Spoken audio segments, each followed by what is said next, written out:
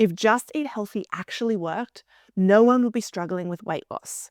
Yet here you are, watching another video, trying to figure out why you can't stick to this common advice. And the reason isn't what you think. It's not because you're weak, undisciplined, or lazy. It's because you've been given the wrong advice. Every guru on social media says the same thing. Just eat less, move more, calories in, calories out. You just need more discipline.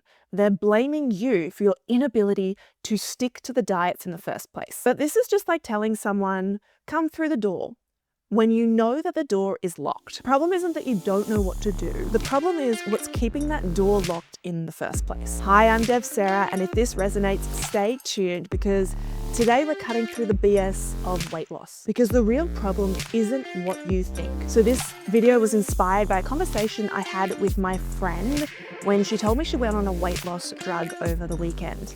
And then she sent me a video just to get my advice on their weight loss advice. And so we'll dive into her story in a bit and how that might relate to you. But his advice was basically deal with the body first. So if you've got a weight problem, we want to deal with the body before we deal with the thoughts about the body. We want to deal with the eating and the exercising and make sure that your body is functioning healthily. And while this is well-intentioned advice, as you may know, it doesn't work. And I'm going to dive into this exactly why in a second. But if we think about it, you know how to eat healthy. You know how to exercise. You know how to take care of yourself. So how is telling someone to do this really helping them overcome their problem? It's not.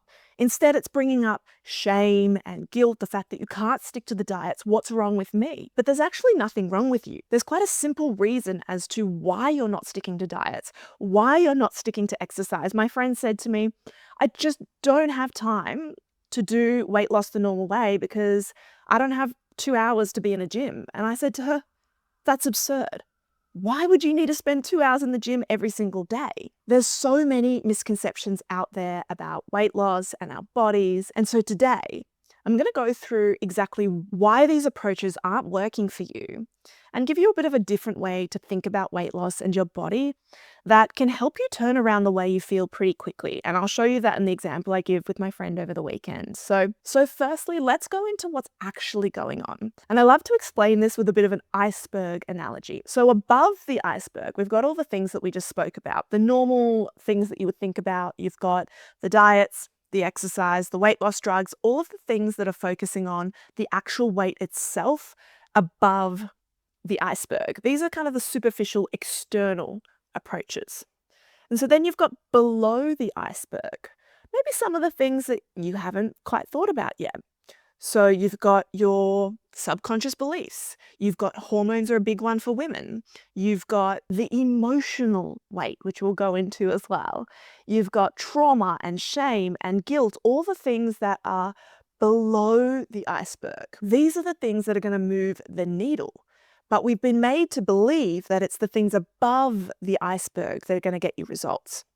And that's where this industry has got it very, very wrong. Because until you deal with what's underneath the surface of the iceberg, no amount of dieting or exercise is ever going to get you the long-term results you desire.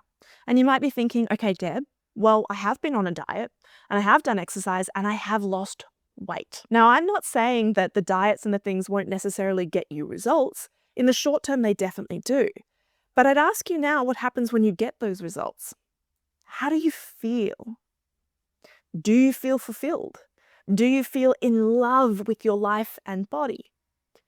Or if you have lost that weight, just like me, I've been both large and small. When you say got to that size, were you happy? Were you ecstatic? Or did you feel, maybe I just need to lose a couple more kilos? Maybe for the first couple of months you felt amazing, and then something shifted and happened.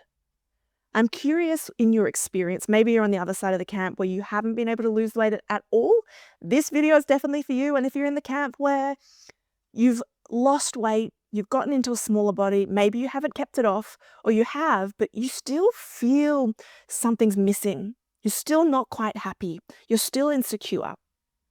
This video is definitely for you, so keep watching. So as I said, I was talking to my friend over the weekend, which is what inspired this video, because we were having a discussion about how She had lost about 20 kilos and she couldn't lose the last 15 to 20 kilos. And so rightly so, she thought, okay, I'm going to go on a weight loss drug. That seems to be a massive craze or fad at the moment, this whole weight loss drug thing to lose weight. And I want to say, just because something's normalized doesn't actually necessarily mean it's a good idea or good for you, because a lot of the time on socials we can say, this weight loss drug is amazing, but it doesn't talk about the side effects, especially when something's potentially new and not long term. We haven't looked at the longevity. Where are these people in a year, 2 years, 3 years? A lot of the time, the weight's gained back, they're miserable, and they're still stuck in the same place. Now, this isn't for everyone. Sometimes this may create amazing change in their life, but I'm going to talk about most people here. These kind of solutions aren't working because, as I said, they are above the iceberg, so above the surface kind of approaches. So my friend was really convinced that the issue was her body. If I just change my body, then I'll be happier, then I'll feel lighter, and then I'll feel better. And so we had a bit of discussion around this, and there were a couple of different opposing ideas coming up. On the one hand, she said, yeah, there are times where I feel sexy and amazing and beautiful. And there's also other times where I just want to change my body completely. I want to look like this celebrity. And this is a whole nother tangent, but quite often we think I want to look like this person, but is that even possible for your body? Probably not. We have this obsession in society of being small and slender and thin and a particular body type, but we're not all born that way to look that way. And I can relate to this. Like my body type, I'm never going to be small. It's never going to happen. That's not the way I was built. And it took me a long time to be okay with that. So we're having this discussion about maybe her body actually is healthy just the way it is. And this can sometimes be hard to digest when we have a very fat-phobic society that says, if you're larger, you're unhealthy. But what if that's not actually the case? And so as we spoke, I could see more and more opposing beliefs and subconscious limiting beliefs. So beliefs that she doesn't have time to go to the gym, that her body isn't okay the way that it is, and that the only way to change that was to lose weight because she's feeling really heavy in her body. I wonder if you felt that way, really like bloated and heavy and just uncomfortable in your body. I definitely have. And I too thought, if I lose weight, this will fix that problem. And so I said to her, okay, well, let's challenge this belief for a second. And so we sat down and I took her through a little body exercise where I started to help her to identify different sensations in her body, different beliefs in her body. And because we're friends, I was like, I'm not going to turn this into a therapy session. We just did about 10 to 15 minutes. And she couldn't believe that after that little, 15 minutes of chatting and feeling into her body, she felt lighter. She felt more in love with her body and she felt happy because she'd found a belief that she'd implanted in her body from childhood about feeling and about emotions and about how as a kid, emotions weren't celebrated. And so instead of feeling her emotions in her life, she had learned to suppress them. She had learned to eat and drink and use different coping mechanisms to deal with her emotions. Her weight was never about her actual physical weight on her body. While yes, that can make you feel heavier. It can make you feel very, very uncomfortable. I get that. So it's not always about just the emotions, but in this case, just by releasing some of the emotional tension in her body, she felt lighter. She felt like she could breathe again and she felt really happy. She couldn't believe that she could actually change how she felt in her body and about herself just by a little bit of time in processing beliefs and processing somatically, so physically, what's actually going on in her body. So the question here is, do you actually have a, let's say, physical exterior weight problem?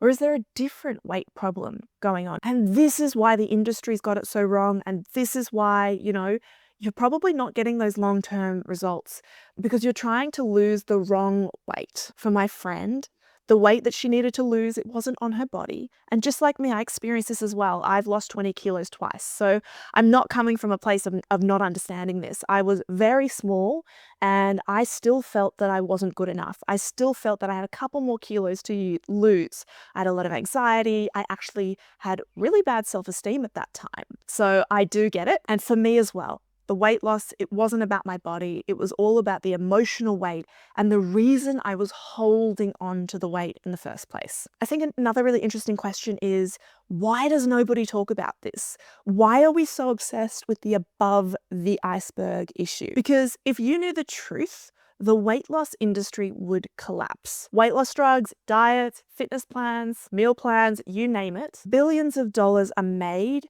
in keeping you in a cycle of self-rejection. And women especially, we've been taught to obsess over our bodies instead of stepping into our power. Because if we're so consumed by how we look and a lack of self-esteem, I've said this before, we're much easier to control and keep in line. So imagine for a moment if this wasn't a weight issue, a body issue, and if you were able to let go of all of that emotional weight and love yourself. What could you be doing with all of that spare time and energy? Think about the amount of time that this issue takes up in your life. You could pick up a hobby, you could maybe dance and move your body in a really beautiful way instead of, if you hate the gym, why are you going to the gym? When we start to see that the real issue is the below the iceberg issue, you can actually treat the root cause of what's going on. You can stop wasting your time and your money and your mental space, as I just said, on staying in this cycle that you're never going to get out of by using the same tools that are keeping you in that cycle. It's a really important point. The weight loss drugs are not helping you get to the root cause. The diets, the exercise plans, the meal plans, they're teaching you to distrust your body. They're teaching you that your body is the problem and it must be controlled and fixed. However, this couldn't be further from the truth. When you can learn to align with your body, to listen to your body's signals and start to notice what's going on in your body, releasing the emotions, releasing the tension, moving in ways that feel good. This is when you will start to feel good, potentially feel beautiful and amazing and light, irrespective of your body size. It's not this overnight quick fix. Think about how long you've been in this cycle for. I started dieting and my eating disorder when I was 9 years old. So it wasn't going to be something that just got fixed overnight. From children, as little girls, we're taught that our bodies are something to be changed and controlled. So it's really important to have compassion for yourself, understanding for yourself, especially if this is a new kind of idea for you. To say, you know what, I've been doing my absolute best. I've been trying my best. I've been doing what I thought was best for me. But now I'm ready for a new approach. I'm ready for something different. I'm ready for something that really works. Because beating yourself up over failed diets or maybe not loving your body as much as you'd like to is not going to help you move forward. But having compassion for yourself and deciding that you're going to take an approach where you start to really tap into what you and your body needs, that's the path forward. So I'm going to give you 3 little tips now to help you really tap into this space, move away from the surface level band-aid approaches and start to create some real changes that feel good. So step 1, stop making weight loss the goal. Instead, make feeling good the goal. So moving away from the weight and starting to decide, I just want to feel good. I want to feel healthy. That was a big one for me. Deciding I wanted to feel good and healthy. I already started to change the foods that I was eating because I knew that if I ate chocolate, there's nothing wrong with chocolate. I do eat chocolate, but say if I was eating chocolate 3 times a day, I knew I was going to get bloated. I knew I wouldn't feel good. And when I tried to lose weight and I wasn't allowed chocolate, that's when I ate more of it. When I started to say to myself, okay, if I loved myself, I probably wouldn't eat chocolate 3 times a day. I'd actually probably go for food that's nourishing. And that doesn't mean you have to eat salad. It may mean you do choose the burger. It may mean you choose the steak. Feeling good is relative to what feels good for you. It's not about what other people tell you healthy is or how you should live and eat. It's about what it means and feels like for you. As you start to bring more joy into your life, you'll find you do make decisions that feel better. And part of that will be a real trial and error journey. So you might say, I want to feel good, and feeling good is eating all the chocolate. And then you realize afterwards, oh, actually, that wasn't what feeling good looks like for me. So start to explore, not just around food, but exercise. What feels good? Not just exercise, but what relationships feel good. This is a real whole life perspective. What feels good in my life? What feels aligned? Because when we're aligned, when we feel good, we make choices that are best for us. And so that means looking at your whole life instead of just the one element of your body and how your body looks and what you're eating. There's more to life than how our bodies look and food. Step 2, this is getting more into the emotions. So why do I want to lose weight in the first place? And with my friend, I kept asking her why. And this is a really good technique to do for yourself. So I want to lose weight. Why do you want to lose weight? I want to look good. Why do you want to look good? I want people to be attracted to me. Well, why do you want people to be attracted to me? I want a partner. You get how it goes. Why? And you might end up getting to, well, why do you want that? And it's, I want love. And you'll realize that having a good body doesn't give you love. And if someone's only loving you because you have a good body, that's not going to be a very fulfilling relationship. And it's quite scary. And I've thought about this a lot, right, with my body changing quite a bit. You know, when I have back issues, I can't exercise. So things fluctuate sometimes. And I was like, it's pretty scary if you're in a relationship and the person only loves you at a certain body size, because what happens if your body changes? You know, what if you only love yourself at a certain body size? What happens when life happens? You get sick, you gain some weight. What then? Do you really want to live a life where you only conditionally love yourself? You only love yourself when you look a certain way. So I think it's really important to start to question your conditioning.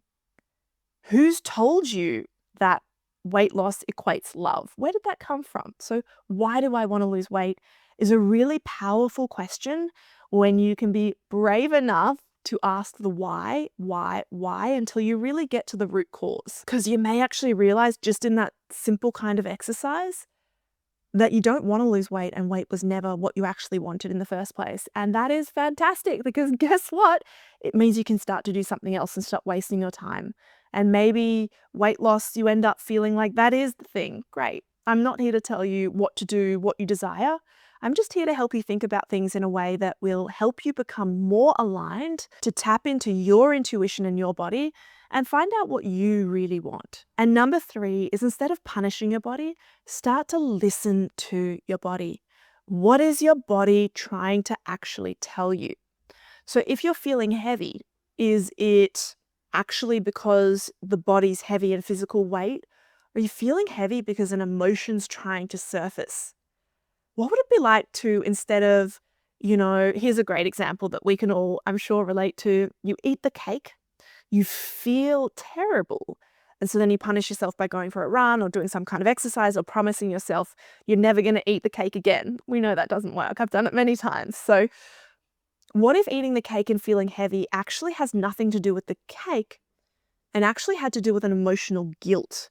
What if the heaviness was guilt? So next time you start to feel heaviness or different weights and emotions in the body, what would it be like to start to listen to that? And if you're looking for a bit of guidance on how to listen to the body, I've dropped below this video a 10-minute guided meditation, and this will walk you through the exact steps that I took my friend through on the weekend. So it's called Rewire Your Nervous System.